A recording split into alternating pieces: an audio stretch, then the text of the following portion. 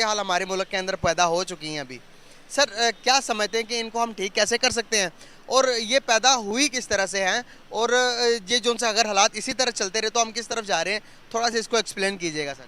دیکھیں جی، یہ حالات کو ٹھیک تو نہیں کیا جا سکتا، جیسے کہ اس وقت بالکل واضح ہے کہ یہ حالات ٹھیک کرنے والے اسے ٹھیک کرنا چاہیں گے تو فوری طور پہ کر دیں گے، ورنہ یہ ٹائم لگے گا.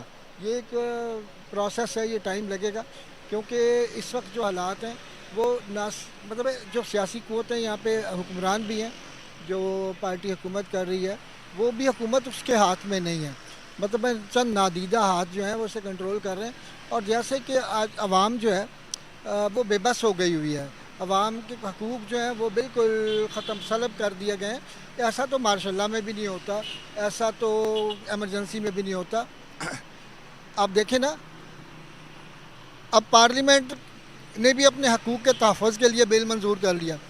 پارلیمنٹ کے حقوق کے تحفظ ہو گئے ہیں، عدلیہ کے حقوق کے تحفظ ہو گئے ہیں، تمام اداروں کے، الیکشن کمیشن کے تمام کے حقوق کا تحفظ ہوتا ہے، ان کے بل ہو گئے. تو یہ عوام کا تحفظ کس نے کرنا ہے؟ یہ تو بیچارہ ایک آئین ہے جو پتہ نہیں کہاں گیا ہوا ہے.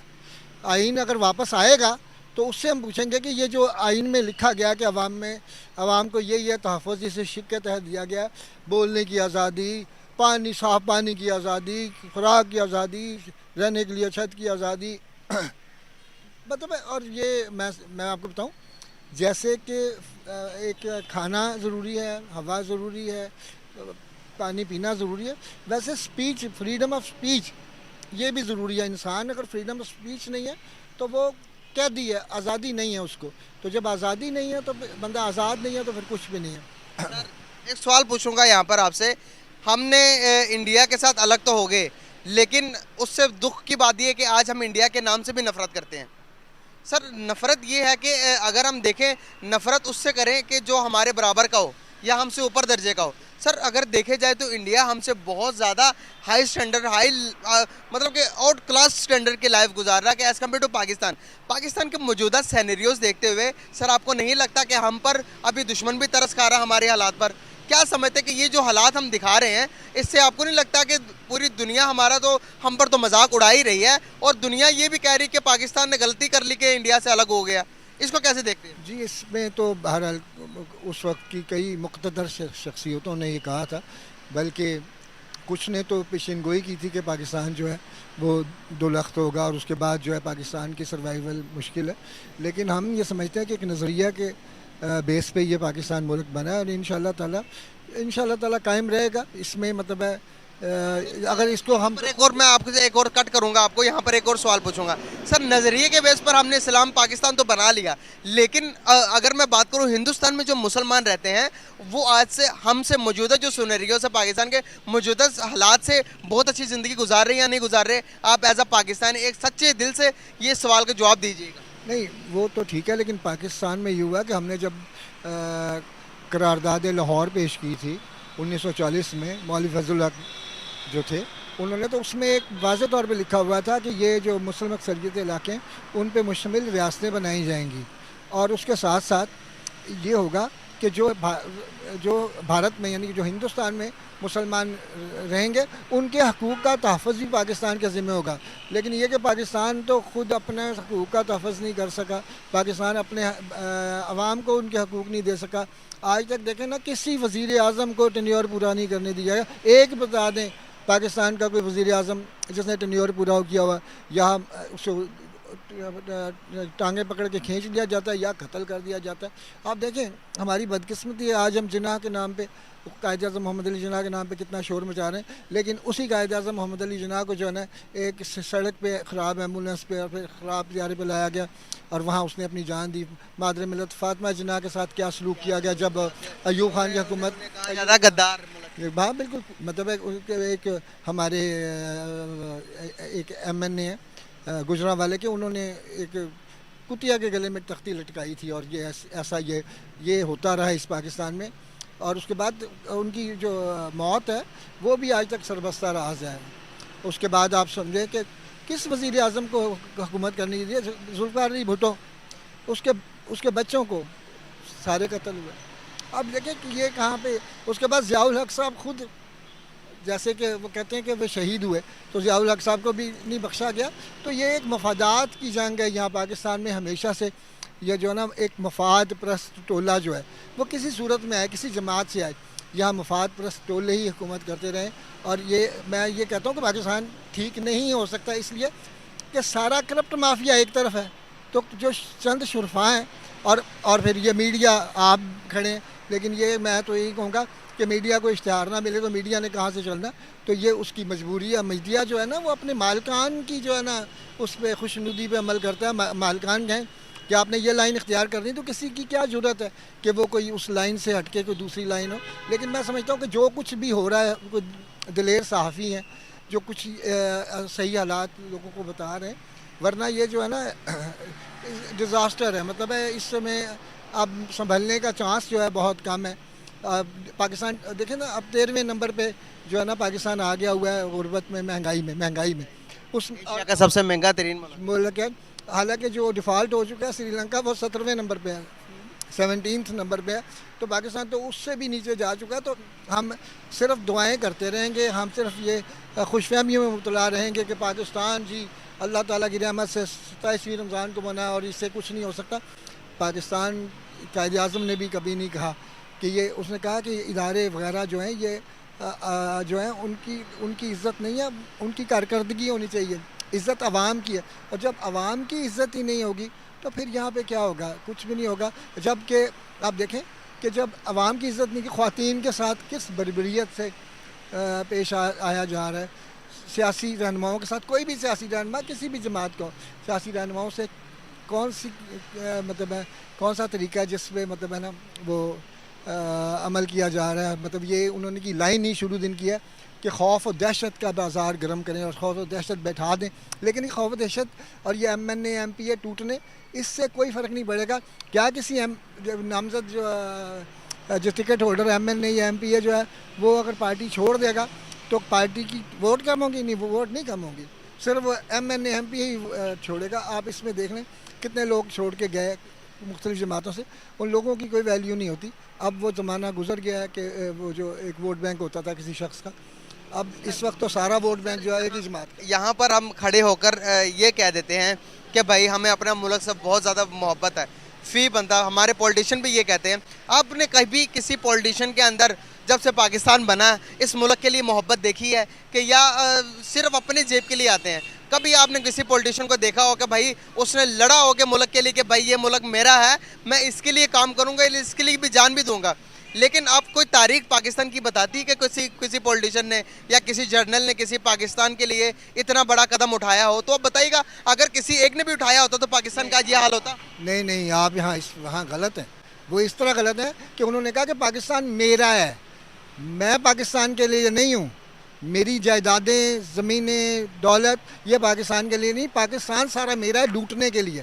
اور جو جائیدادیں میں یہاں اعلان کرتا ہوں کہ میرے پاس جو بھی ہے, اوپن کہ میرے پاس جو بھی ہے, کچھ بھی ہے, وہ میں سارا پاکستان پہ قربان کرنے کو تیار ہوں. میرا لے لیں سارا. ایسے تو ان میں سے کوئی کیوں نہیں اعلان کرتا ہے کہ جو ہمارا ہے وہ سب کچھ پاکستان کا؟ وہ کہتے ہیں جو پاکستان کا ہے وہ سارا کچھ ہمارا ہے, بس وہ, اور وہ لے جا رہے ہیں, وہ اپنا حصہ جو ہے نا کر رہے ہیں. اور میں سمجھتا ہوں کہ یہ اب چلتا رہے گا یہ سلسلہ ایسے ہی. ابھی کوئی مطلب ہے نا مجھے نہیں نظر آ رہی کہ, لیکن میں کہتا ہوں اگر پھر کوئی بدامنی ہوئی, کوئی مطلب ہے یہاں پہ, تو پھر وہ سلسلہ رکے گا نہیں. یہ آپ دیکھ لیجیے گا. اب رکنا اس لیے نہیں ہے کہ انہیں پتہ ہے کہ جھوٹ اور سچ میں فرق نہیں ہے, تو پھر جو ہونا ہے وہ ہو جائے. سر اگر آرمی ایکٹ لگ جاتا ہے اس ملک کے اندر, اگر عمران خان صاحب کی پارٹی کے اوپر آرمی ایکٹ لگا دیا جاتا ہے تو کیسے سینیریوز ہوں گے؟ کیونکہ ابھی تک پاکستان کی پبلک نے یہ آرمی ایکٹ کیا ہوتا ہے اس کے بارے میں انفارمیشن بھی نہیں ہے. اور جو کہ بڑے بڑے جو ہمارے جرنلسٹ ہیں وہ اس چیز سے خوف دلوا رہے ہیں کہ آرمی ایکٹ لگے گا تو عمران خان صاحب کی جان بھی جا سکتی ہے یا اس پارٹی کو بین کیا جا سکتا ہے. یہ آرمی ایکٹ ہوتا کیا ہے, اس کے بارے میں کیا جانتے ہیں آپ, کیسے اس کو ڈیفائن کر سکتے ہیں؟ میں ایک بات بتاؤں, جو پہلے ہی جان ہتھیلی پہ لے کے آئے ہیں تو انہیں کیا ڈر ہے کہ اب آرمی ایکٹ لگے یا جو مرضی ہو, کچھ بھی ہو. مطلب عمران خان کی جان ابھی تک تو محفوظ ہے اور محفوظ رہے گی انشاءاللہ.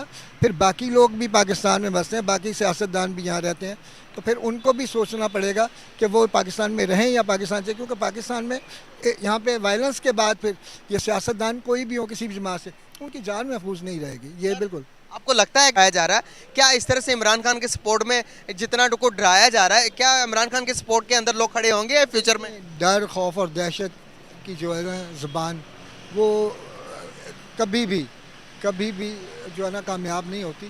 کامیابی سچ کی ہے, اور جو سچ ہے وہ ساری دنیا کا میڈیا سچ دکھا رہا ہے, پاکستان کا میڈیا سارا جھوٹ دکھا رہا ہے. یہ مطلب ہے, میں وہی کہتا ہوں اس قائد اعظم کو آپ نے وہاں پہ سڑک کے اوپر جو ہے نا وہ وفات انہوں نے پائی, شہید ہوئے میں تو کہوں گا.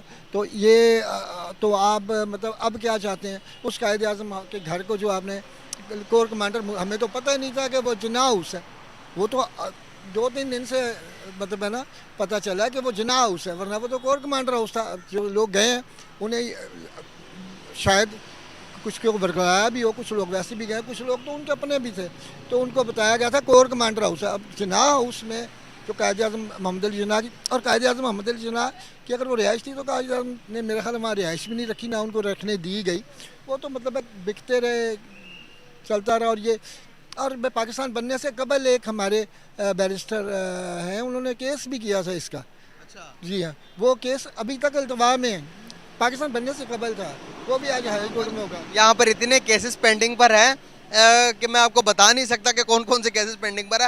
ہمارا جو جوڈیشنری, جو ہمارا لاء کو چلانے والے جو ہمارے ججز ہیں, سر آپ کو پتا کہ ہمارا جو کہ جسٹس کا نظام ہے وہ پاکستان دنیا میں 195 نمبر پر ہے, سوری 154 نمبر پر ہے.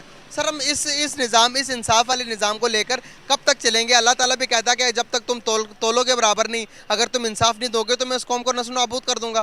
تو سر ہم کس چیز کا انتظار کریں؟ دیکھیں جی, انصاف کی بات کریں کہ جس قوم میں انصاف نہ ہو اس نے تو تباہ ہونا ہی ہوتا ہے.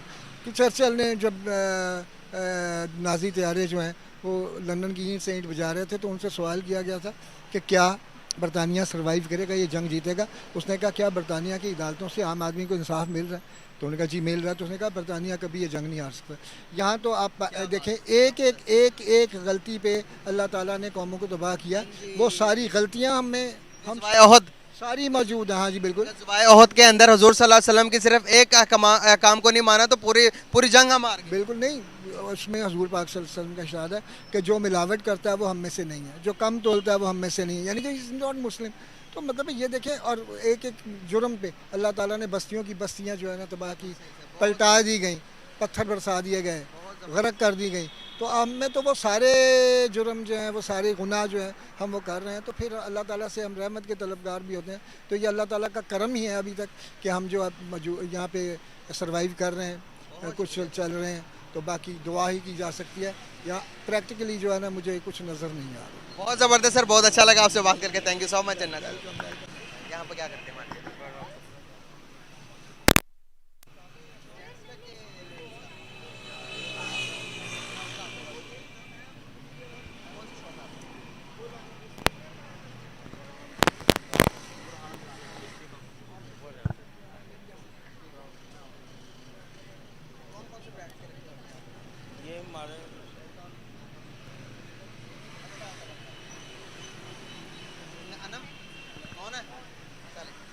السلام علیکم. وعلیکم السلام. سر کیسے ہیں آپ؟ شکر اللہ کا, الحمدللہ. سر نام آپ کا؟ شفقت. کیا کرتے ہیں آپ؟ گارمنٹس کا کام. سر گارمنٹس کا کام کر رہے ہیں, تو کام کاروبار کیسا چل رہا؟ ملک کے حالات کس طرف جا رہے ہیں؟ کیا موجودہ حالات کو دیکھتے ہوئے لگتا ہے کہ آپ کو پاکستان آگے سروائیو کر پائے گا, پاکستان آگے چل پائے گا؟ جس طرح سے ہمارے آپس میں پولیٹیشنز کرسیوں کے لیے, سیٹس کے لیے لڑ رہے ہیں, آپ کیسے فیوچر دیکھ رہے ہیں؟